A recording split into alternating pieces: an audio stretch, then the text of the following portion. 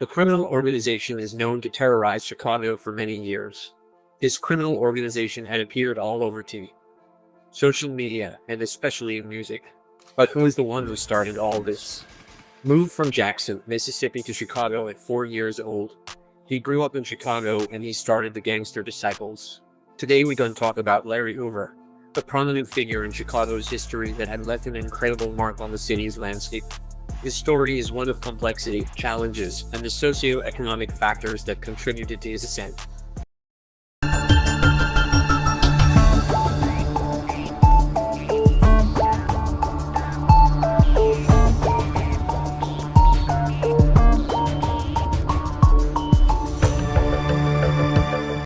Hoover was born on November 30, 1950 in Jackson, Mississippi. He moved to Chicago, Illinois with his family at the age of 4. Growing up in Chicago's impoverished neighborhoods, Hoover faced the harsh realities of urban life. The lack of economic opportunities and systemic issues such as racial inequality and discrimination played a pivotal role in shaping his early experiences. Around late 50s, in the Englewood neighborhood, wealthier white greaser youths were bullying the black youths. Black youngsters were tired of all that and started gangs to help themselves going to school or just staying outside their homes. Gangs such as Supreme Gangsters that are connected to Larry's story and the Gangster Disciples story. As a teenager, Hoover became involved in street gangs, seeking a sense of belonging and identity in an environment that often offered few alternatives. At the age of 13, Hoover dropped out of junior high and joined the Supreme Gangsters when he was involved in petty theft and muggings. So that was his first encounter with a gang wave before becoming the biggest gang boss of Chicago. That was a short resume of Larry's early life. But let's go deeper into the history of Larry Hoover. So Larry is doing petty crimes with his gang in Englewood at the age of 13, hanging with his homies in the neighborhood. Larry always kept seeing pimps and hustlers on the street. They were all dressing good and showing off, and the teenage Larry wanted all of that. But as the time went on, Larry started to show his true potential, and by the age of 15, he was known as King Larry and became the leader of the Supreme Gangsters. After Larry Hoover took over, the Supreme Gangsters began to grow in Englewood and became a major force to be reckoned with. The Supreme Gangsters were up and coming and even began recruiting older members that were even above high school age. Larry Hoover was becoming increasingly recognized, respected, and feared by many. But now we just go back a little bit back in time to introduce y'all into the history. In the same time as Larry joins the Supreme Gangsters, another gang is born in the Englewood area. Same story as Gangsters, teens tired of being bullied. These boys were only 11-13 years old in age, and they all sat down to figure out the name of this new organization. They decided to flip through the Holy Bible to get ideas, and that's when it dawned on them to use the name Disciple in their title. The boys then added on the prefix Devils to give the name an intimidating edge to it. One of the founding members was David Barksdale, an individual who has a strong signature in our story. Time is passing and the Devil Disciples are expanding. By 1961, the Devil's Disciples were the most powerful gang in Englewood, and the Italian greaser gangs were fighting a losing war against the Disciples. By this time, the Italian greaser gangs had left Englewood. So the black youths made their point and were left alone by their bullies. In the year 1961, 14-year-old David Barksdale took over leadership of the Devil's Disciples. The Devil's Disciples were the largest gang on the South Side by 1965 and before. On the date of January 6, 1966, the Disciples began recruiting gangs more instead of just focusing on recruiting just individuals. He wanted these gangs to all call themselves Disciple while still maintaining their original name. And an example was when the Gonzales became Gonzales Disciples when they agreed to be part of the Disciples as an alliance. In 1966, the Disciples became heavily active in the community, opening fundraisers, legitimate businesses, enforcing school policies to keep kids in school. War between Disciples and Gangsters. So the two groups of teens that used to protect themselves from bullies became huge organizations. In the year 1968, war began between the Disciples and Supreme Gangsters.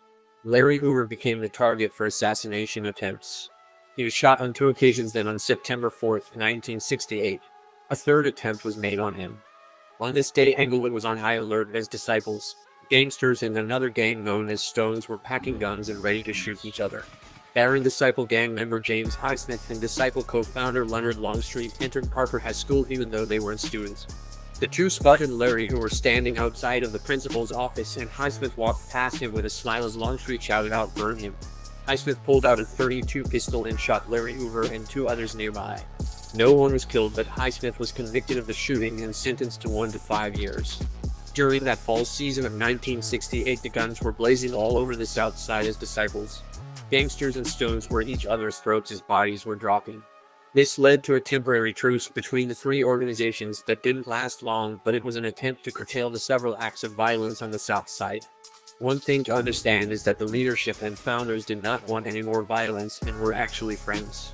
This was a friendship of original Black Peace Stones, Devil's Disciples, and Supreme Gangsters.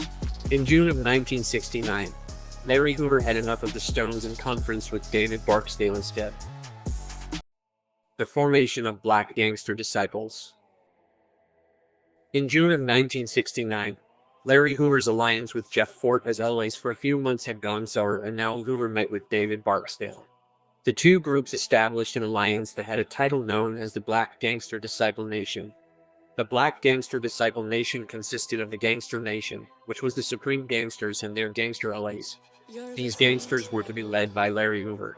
The Disciples were now known as Black Disciples, and this was the alliance of all the disciple gangs led by David Barksdale. All disciple gangs and gangster gangs were all Black Gangster Disciples. In the year 1971, the disciples began to fall into disorganization, and groups of disciples began not honoring the BGDN and even feuded with other disciple groups. There were also some groups that had self-interest in mind, rebelling against leadership. A harsh conviction did come down on the BGDs in 1973, when William Young wanted money and power, but not the right way. William questioned Larry's power as a leader when he stole drugs and money from his gang members. On February 1973, Larry Hoover ordered his death. Andrew Howard went on the mission quick and killed William by shooting him 6 times in the head. As Larry Hoover was now sitting in prison, David Barksdale's health was declining. Since he was shot in 1970, his kidneys needed to be replaced, and his brother was the donor of a kidney. David Barksdale's kidneys were slowly shutting down. David Barksdale succumbed to his illness and died on September 2, 1974. Shortly after David's death, an immediate civil war began between Black disciples and gangsters, as some gangsters considered the new Black disciple restructuring as a breakaway from the BGDN. However, that's a story for another video on Gangster and Black disciples. Larry took control of the gangster disciples in prison, but on the streets, other people controlled the gangster disciples, and they brought chaos. Hoover's power seemed only to grow inside Statesville. He began protecting other inmates, who in turn became devotees and new recruits for the gangster disciples. His control over the other prisoners was recognized by the warden's office, which began looking to Hoover as a positive influence to quell riots and uprisings within the prison system. Hoover began discouraging violence among his followers. Instead, he made education mandatory for members of the gangster disciples and instructed his army to go to school, learn trades, and develop talents and skills so that we will become stronger in society. Changing the GD of gangster disciple to growth and development, Hoover's move to reform began gaining positive attention from the outside.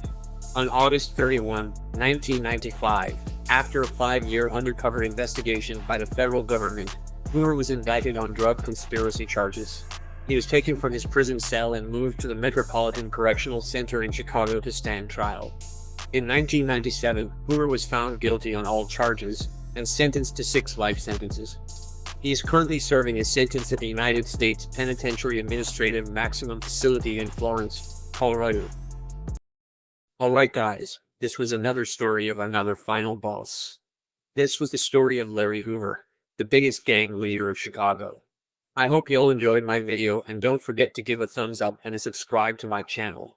See you in the next video.